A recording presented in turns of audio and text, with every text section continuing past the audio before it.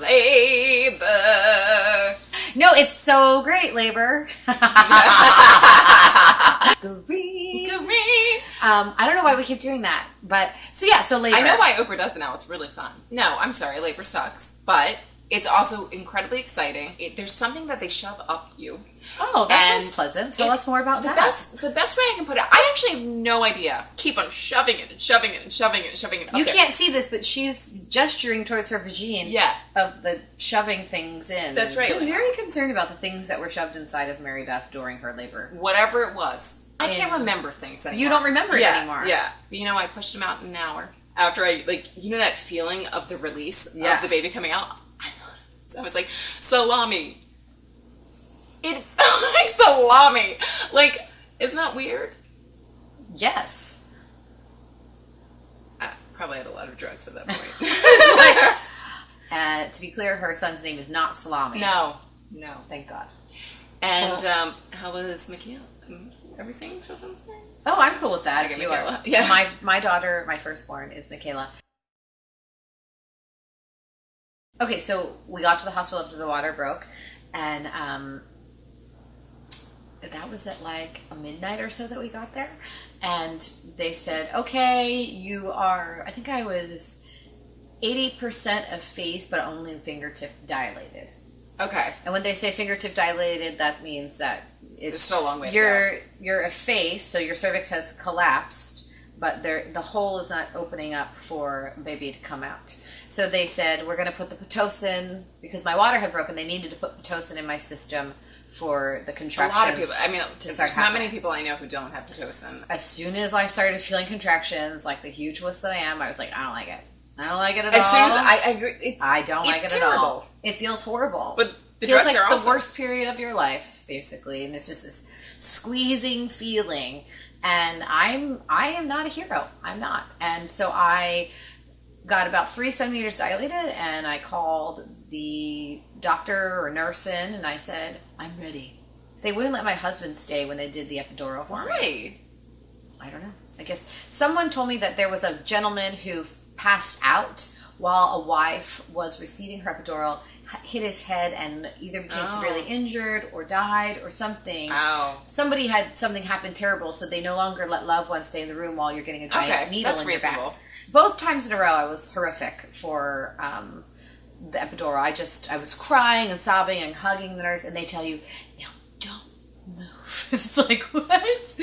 We're just going to shove this giant needle into your spine. Yeah. What do you mean I can't move? So I'm hugging the nurse and telling her ugly crying, and I don't think I can do this. And she's like, you can do this unless you want to do it naturally. And I was like, I don't want to do it naturally. And she's like, that's right, you don't want to do this naturally. All the nurses are totally on board. Oh, they love it when you get the epidural. Yes. They're like, natural is best, but get it. I get the epidural. I think it was 2 or 3 a.m. And then, it was smooth sailing. And at 8:30 a.m., the doctor came and checked me and did her creepy, now you're going to feel my finger thing. And they said, can you lift your legs, Danielle? And I said, and I tried to lift my legs, and I couldn't get my legs up. So they're like, all right, we'll give it another hour. We're going to turn off your epidural drip, and then we're going to start pushing. And so within the hour, got to be, I think, 10 a.m., and I could lift my legs at this point. And at this point, I was so tired of being there, which sounds so stupid, because some people were there, like Mary Beth, for way longer than I was. Well, I have no patience. And I was on bed rest, so everyone feels sorry for me. No, that totally is valid. That sucks. Right? So I was like, I'm ready. Let's do this. I lied about everything. They're like, can you feel the contractions now? Because they want to make sure you can feel, because when you feel the contractions, that's when they let you push. So they said, can you feel them? I couldn't feel them. And I said, yes. Yes, I can feel them. You know what I could feel / see? I could see that monitor that showed me when I was having contractions. And I was looking at that out of the corner of my eye, and every time I saw it happen, I would push. So 10 a.m., the doctor has herself ready to go, and I push for 35 minutes, and Michaela, as my mom said, sort of flew out of me.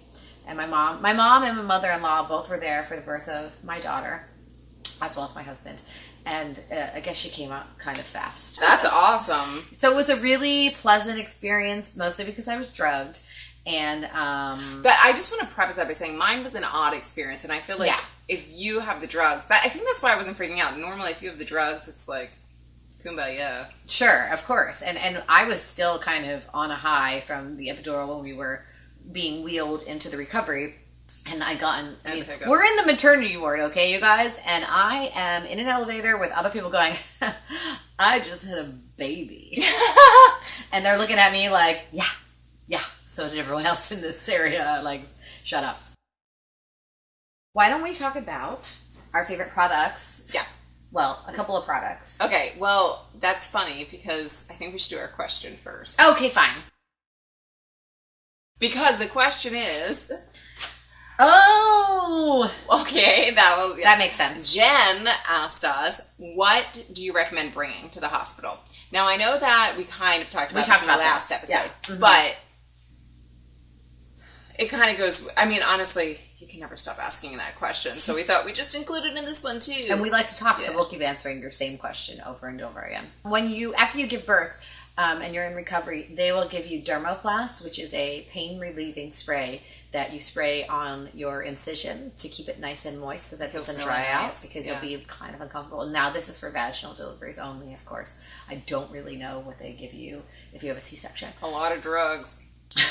Probably. This is painful. And then they also give you the mesh panties that you hate, a giant pad, but what they'll give you to put on top of the pad are tucks, which are typically hemorrhoidal. That's right. They're hemorrhoidal wipes, but they have witch hazel in them, and so you'll line the pad with the wipes, and it'll have this nice cooling effect in the very painful area where you just had a human being fly out of. So I highly recommend those, and not just for the hospital, get yourself an additional can of Dermoplast for when you get home, and an additional thing of tucks or hemorrhoidal wipes for when you get home, so that way you can wear them and be comfortable at home. The thing that I recommend is they give you typically like a squirt bottle to bring back. Oh my god, that thing's so great, and you use it on the baby too. Yes. Well, I didn't. They give you one for the baby and they give you one for separate. you. Yeah. That'd be weird. But I actually recommend getting a bunch of those before you go into the hospital and to have them at home because they give you this like soap to shake up. And so this is my recommendation. Buy Cetaphil or Cetaphil, however you say it, because that is a little bit kinder on your parts than the stuff that they give you in the hospital. And you put a little bit of that into the bottle, shake it up, and you'll have it once a day, like clean it out, every night. And then a separate bottle with water, because that's the one thing they don't give you. You should also be afterwards. You don't want to keep that soap on there, and they don't tell you that. But I was noticing. Are you talking about the sitz bath? No, that's slightly different. You can do the sitz bath as well. But what I'm talking about is they will give you every single time you pee or anything. They want you to spray it down yourself, every single time. So get Cetaphil because it's gentler, so it's not going to cause as much irritation. I'm literally clenching my vagina as we talk about this because I'm thinking about the pain of once the medicine wears off and you're spraying yourself and it's like, ugh. It's okay. They'll give you medicine to bring home. Oh, one more thing that I thought of. Wait, let me finish this because this is a big thought. It is. Go ahead. Fine. No, it's almost done. And then just keep that there because this really did help me, and I didn't know it. Go. But just make sure you have the water because the spraying it off is the really key to not feeling irritated. They don't tell you to have before you go potty, have the water ready. Have the soap and the water ready, not just... So there's like a soap-water mixture. Soap-water mixture, spray that on first, but then have warm water to rinse off as well. Because you're going to have to do that every single time you pee for like the first 2 weeks or so. Stool softeners. Oh yeah, well they'll tell you to, the Ducalox or Ducalac, how do you say that? Well, I just took stool softener pills, but I made sure I brought them with me to the hospital in my bag because they give them to you in the hospital, don't they? Sure, but they charge you for it. And as we know, I have pooping problems, so I got the stool softeners and I took them before, like with Colton, my second born, I knew before I even left for the hospital to start taking stool softeners. My brother-in-law is hysterical, and he'll probably never see this, but that's what he wanted. He wanted to know if it was true that she would poop on the table or not. Did she? I think the answer was no. I don't think that she did. But that's like his thing. I honestly do not know if I did or I didn't, and I'm happy about that. I don't need to know, so... Well... I mean, if you do, you don't. It really doesn't matter, because there's so many things coming out of your body. Like, who cares? Yeah, that should be the last thing you care about. Honestly. It is kind of funny. Yeah, but it's... Yes. I mean, if you want to laugh about it, that's one thing. But when you're in there, don't let that be a concern of yours. Yes. So, the next time we're going to talk about bringing the baby home. Bringing the baby home and getting ready. All right, so... we're going to do our best to sexy introduce it for you. But it's really... Okay, we're going to try. You ready? I'm just very bad at it. You're good at it, and I'm bad. And I don't know that I'm good at it, but thanks. Stop. Let's take one little... Okay. Wait, I always hold this like a man, and I sound like a man, so... Stop. Okay. Next time, we're going to talk about... bringing baby home. She totally got it wrong for the 85th to 85 all the time. Yeah. I think it's like my lucky number. Yeah. I feel it. Now you tell me. I just noticed. Okay, here we go. If I had lipstick on my teeth the whole time. It's fine. Bringing baby home. No, I mean, it's a really exciting time. Mm-hmm. So I have some weird stories about it as usual. Of course. Cheers. Cheers. Mamalogues. Please like us, follow us, love us, watch us, share us. Share. Yeah.